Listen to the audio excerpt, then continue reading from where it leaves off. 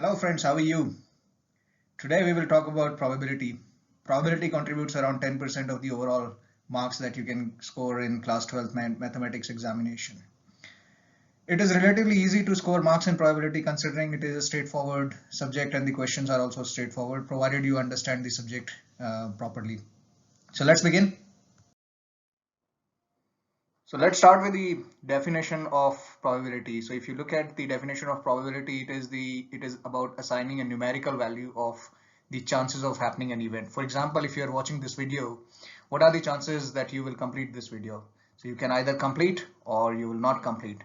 So even if we do not apply any probability theorems or any probability related formula, we can say that the chances of you completing this video is 50%. So 50% chances are that you complete this video and 50% chances are that you will not complete this video at all.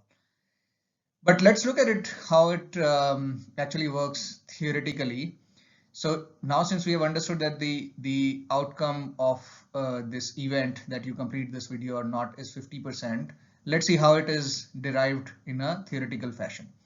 Now, how did you calculate this 50%? So probability of completing this video is either you complete this video, so you can either complete, or there are two possible outcomes that you will complete or not complete. Now, if you look at the formula here, the favorable outcome for us is we complete this video, and there are two possible outcomes which are completion and not completion. So if we put it in a formula for theory, we can realize that the probability of happening an event is the favorable outcome that we want or we want to measure, and it should be divided by the total number of outcomes which can be there in as the outcome of this event.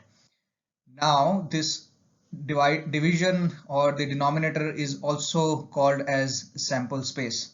So the probability of happening an event is the favorable outcome divided by the total number of outcomes, which is also called as sample space.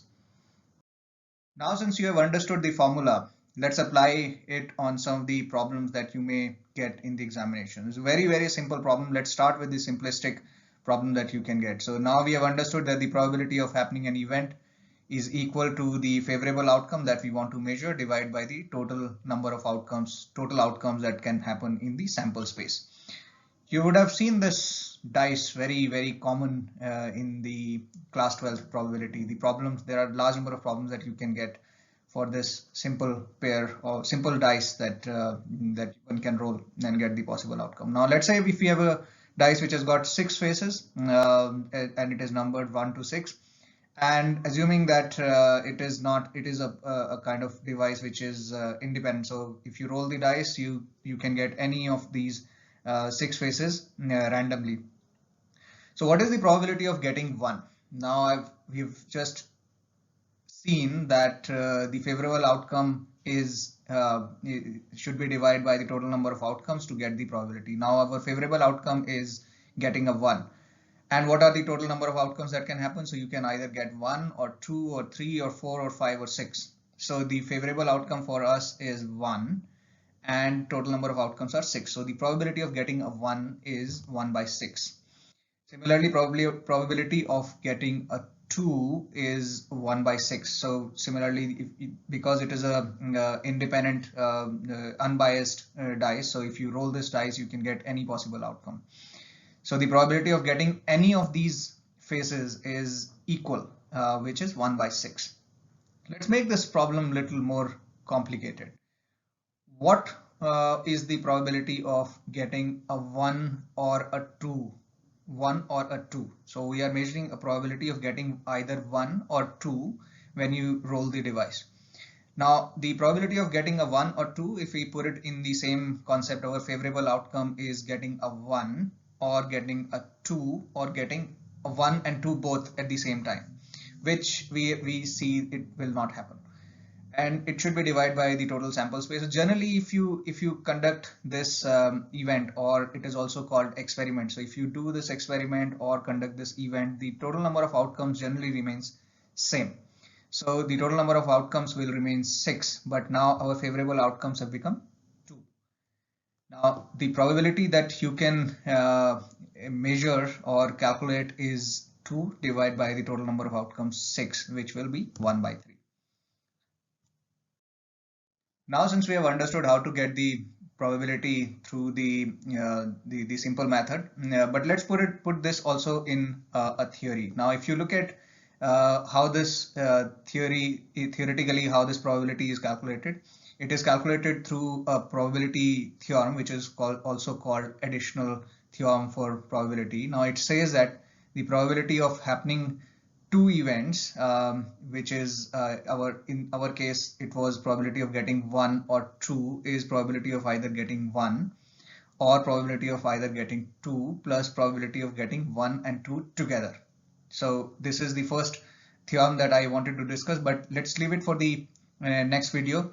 In the next video we will talk about some important elements, and we will go a little more advanced in the probability. So let me tell you what we will cover in the next video. Now, since you have understood the probability of getting 1 or 2 or 3 on a dice, in the next video we will do an extension of addition theorem. So how addition theorem is applied to get the outcome of any event. At the same time, we will make this experiment a little more complicated, wherein we will throw 2 dice at the same time, and we will also try to identify what is the possibility of getting at least one in this in this experiment of throwing 2 different dices at the same time. So you can get one dice, or the other dice may not have 1, or you may have 1 on the first dice and the second dice will also have 1. So similarly, there are multiple permutation combination. We will see how do we apply the addition theorem and get the probability. We will also study multiplication theorem. In the meantime, if you have the answer, just post it on this as comment to this video. And whenever this new video is uploaded, if you want to know when this new video is uploaded and get a notification with you, you can subscribe to this video and get the notification when the new video is uploaded. So see you in the next video. In the meantime, if you have any questions, as we have been communicating, you can write to us at support@cleanonline.com. And you can also visit our website to enroll for these courses and get some useful tips. Thank you very much. See you in the next video.